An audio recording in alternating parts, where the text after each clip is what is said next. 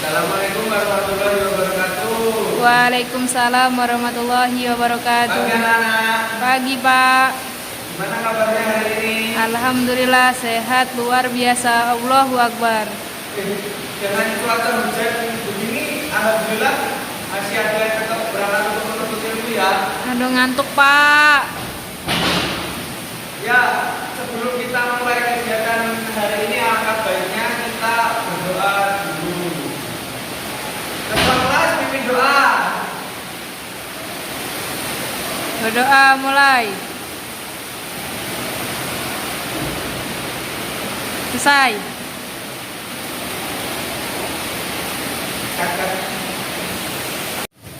Ya anak-anak, sebelum kita lanjut pembelajaran untuk hari ini, kita ulas lagi pembelajaran minggu lalu. Mungkin masih ada yang ingat. Coba Andi, malaikat itu diciptakan Allah dari apa? Dari cahaya Pak. 100. Ya coba Anhar, Iya Pak. beriman kepada malaikat itu merupakan rukun iman yang keberapa? Yang kedua Pak. Pintar. Itu yang ujung, yang kecil kok malah duduk paling belakang itu Dani.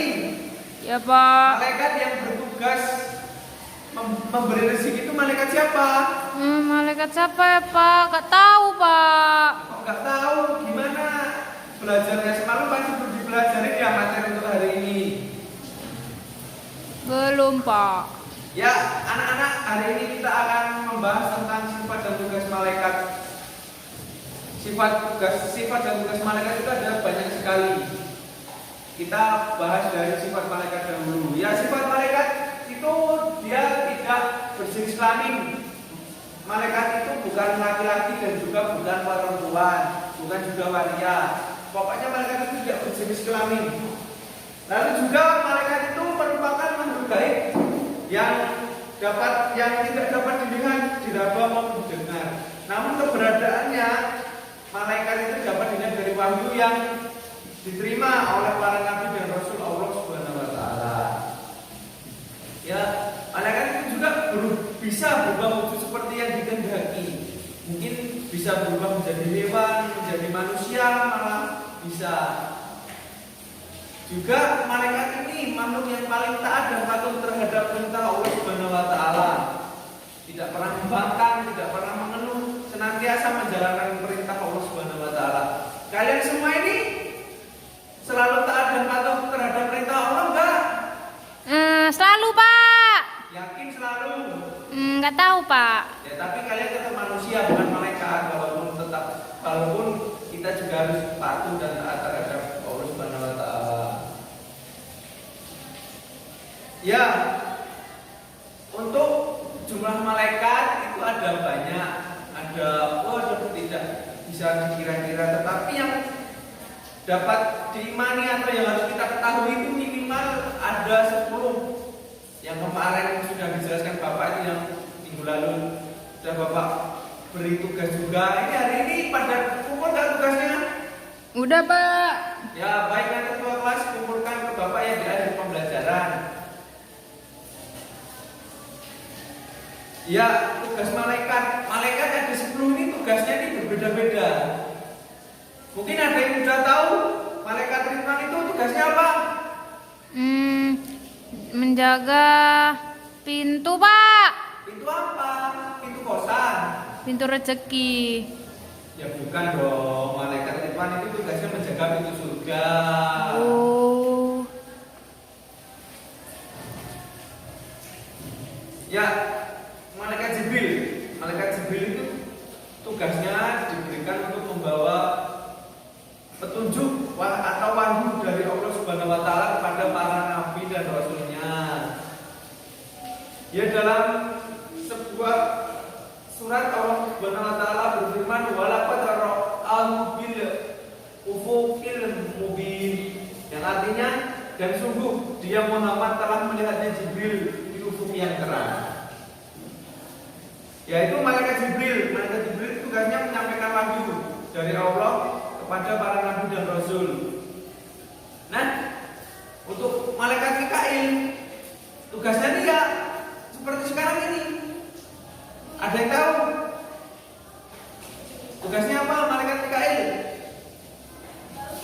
Nggak tahu, Pak. Ya, malaikat Mikail itu tugasnya menurunkan hujan, mengatur hujan dan menyampaikan rezeki kepada manusia. Ini kan lagi hujan nih saat ini, berarti mungkin malaikat Mikail ini lagi menurunkan rezeki kepada kita, kepada umat manusia. Allah Subhanahu wa taala berfirman dalam Quran surat Al-Baqarah ayat 98 yang artinya barang siapa menjadi musuh Allah, malaikat-malaikatnya, rasulnya Jibril dan Mikail, maka sesungguhnya Allah musuh bagi orang-orang yang kafir. Ya, ini malaikat Israfil. Ini tugasnya meniup sangkakala atau trompet pada hari kiamat. Besok pada hari kiamat kalau ada trompet bunyi, berarti itu yang niup malaikat Israfil, bukan orang yang jualan trompet atau bukan perayaan tahun baru ya. Malaikat Israfil ini diberi tugas oleh Allah dengan 3 kali tiupan. Yang pertama ini tiupan keterkejutan, yang kedua tiupan kematian, dan yang ketiga adalah tiupan kebangkitan untuk membangkitkan manusia dari alam kuburnya. Dan juga malaikat Israel. Ini malaikat Israel ini tugasnya nih mencabut nyawa manusia, dan merupakan salah satu malaikat utama selain malaikat Jibril, Mikail, dan Israfil dalam ajaran Islam. Dalam Quran surat As-Sajdah ayat 11 Allah Subhanahu wa taala berfirman, "Qul yatawaffakum malakul mautil ladzi wukilla bikum tsumma ila rabbikum turja'un." Katakanlah, malaikat maut yang diserai untuk mencabut nyawamu akan mematikan kamu. Kemudian hanya kepada Tuhanmu lah kamu akan dikembalikan. Ya, untuk selanjutnya malaikat Raqib. Nah, ini malaikat Raqib ini pasti ada di sekeliling kita. Setiap saat kita kemana pasti dia akan ikut. Coba siapa yang tahu apa tugas malaikat Raqib? Mencatat amal, Pak. Mencatat amal apa? Kan amal ada yang baik, ada yang buruk. Baik. Ya, benar. Malaikat Raqib itu tugasnya untuk mencatat amal baik yang dilakukan oleh manusia. Jadi setiap saat kita melakukan suatu amalan yang baik, pasti malaikat Raqib akan mencatat di tangan kanan kita. Itu pasti. Setiap kita melakukan kebaikan pasti tidak pernah lupa akan dicatat oleh malaikat Raqib. Nah, malaikat Raqib itu kan tugasnya mencatat amal baik. Ada malaikat Atid namanya itu untuk mencatat amal buruk di sebelah kiri kita. Malaikat Atid itu juga ya sama. Kita kemana-mana pasti dia akan ikut. Kita berbuat buruk, seburuk apapun pasti akan dicatat. Keburukan kecil juga pasti akan dicatat. Tidak akan pernah luput. Makanya jangan sekali-kali kita berani berbuat keburukan kalau nggak mau dicatat oleh malaikat Atid di tangan kiri kita. Ya, kita harus senantiasa berhusnuzon lah. Jangan sampai kita berbuat buruk. Ya mungkin kalau sekali 2 kali bilang, tapi ya jangan keterusan. Ya, selanjutnya malaikat munkar. Malaikat munkar dan nakir ini tugasnya sama ini. 2 malaikat ini tugasnya ini untuk menanyai kita ketika kita berada di alam kubur. Jadi ketika kita dikubur, nanti akan ada malaikat yang tanya kepada kita. 2 malaikat ini, malaikat munkar dan nakir, dia akan bertanya kepada kita, "Man rabbuka?" Siapa Tuhanmu? Kalau sekarang kita bisa jawab pertanyaan itu, tapi kalau kita nanti sudah di liang kubur, kita nggak mungkin bisa jawab segampang itu. Tergantung amal dan perbuatan kita selama di dunia, selama kita masih hidup. Ya, kalau malaikat munkar dan nakir itu bertanya ganti-gantian. Jadi kita di alam kubur itu langsung ditanya oleh 2 malaikat. Yang selanjutnya malaikat Ridwan. Ya, malaikat Ridwan itu malaikat yang menjaga pintu surga. Tadi siapa yang jawab tadi ya? Benar, menjaga pintu surga. Malaikat Ridwan ini tugasnya menjaga pintu surga. Dia berada di pintu surga untuk menjaga pintu surga. Ya, malaikat Ridwan kan tugasnya menjaga pintu surga. Nah, kalau malaikat Malik itu tugasnya menjaga pintu neraka. Jadi neraka dan surga itu ada penjaganya, yaitu malaikat Malik penjaga neraka, malaikat Ridwan dan penjaga surga. Malaikat Malik itu juga mengatur siksa atau azab bagi penghuni neraka. Jadi nanti kita kalau misalnya masuk ke dalam neraka, nanti malaikat Malik yang mengatur siksa atau azab bagi kita. Makanya jangan sekali-sekali bikin keburukan yang bisa membuat kita masuk ke dalam neraka. Karena kita kena panasnya api korek aja udah kepanasan, apalagi terkena panasnya api neraka.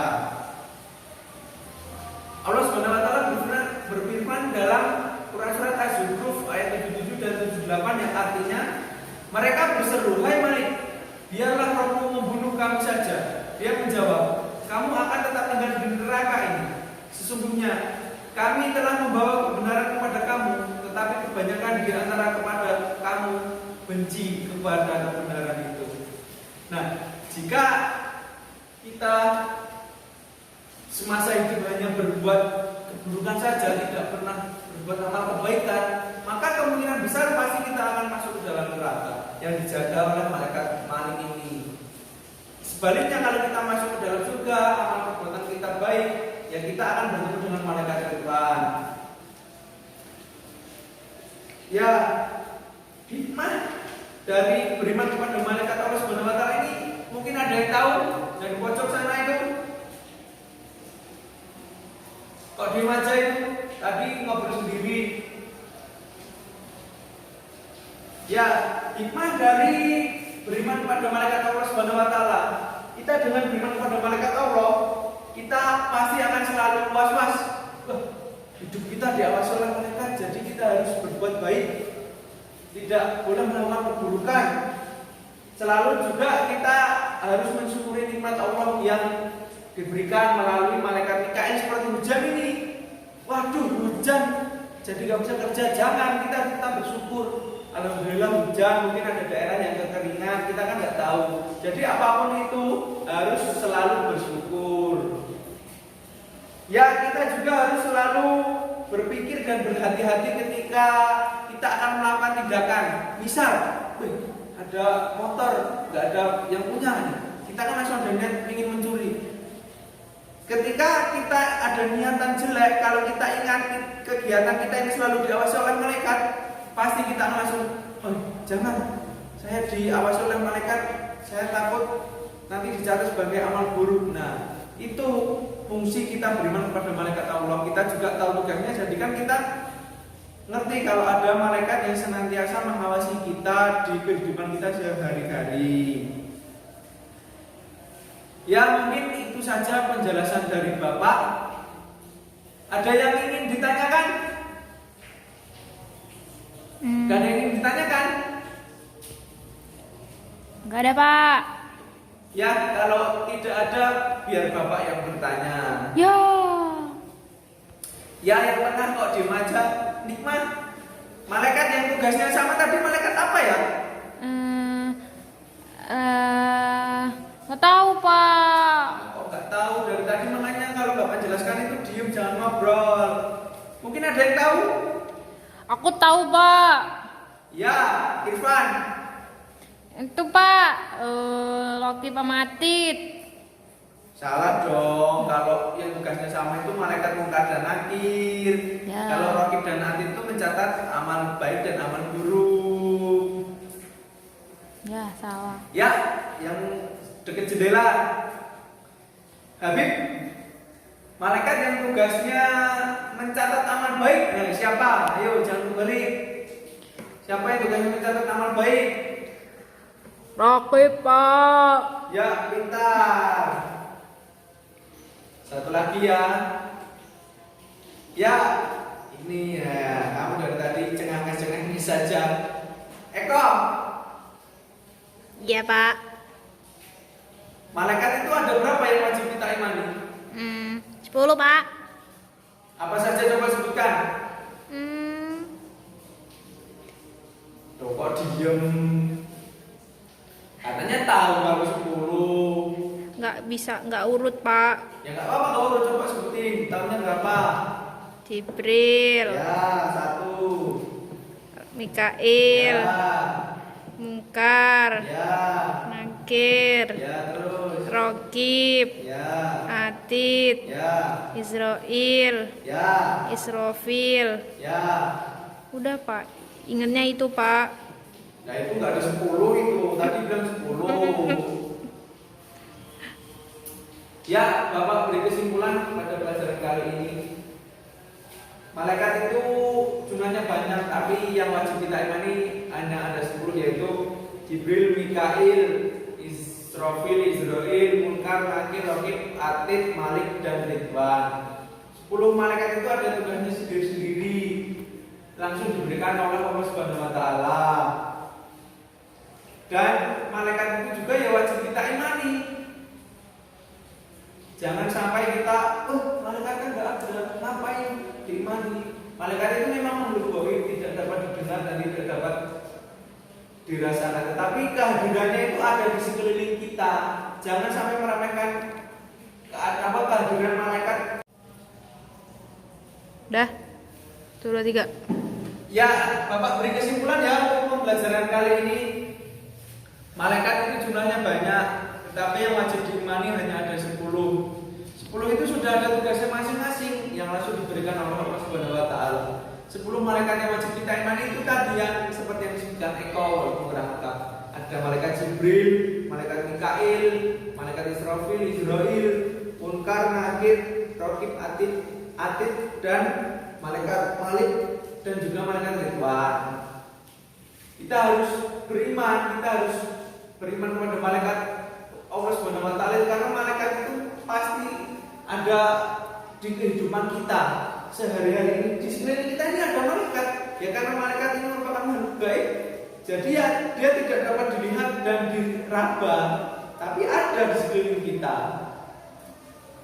Jadi mungkin fungsi kita beriman kepada malaikat itu kita setiap melakukan tindakan harus berhati-hati. Jangan sampai kalau bisa kita melakukan keburukan, karena setiap keburukan itu pasti akan ada balasannya.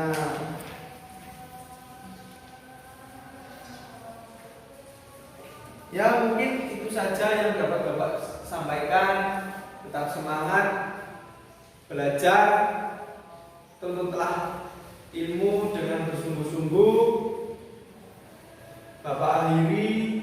Wassalamualaikum warahmatullahi wabarakatuh. Waalaikumsalam warahmatullahi wabarakatuh.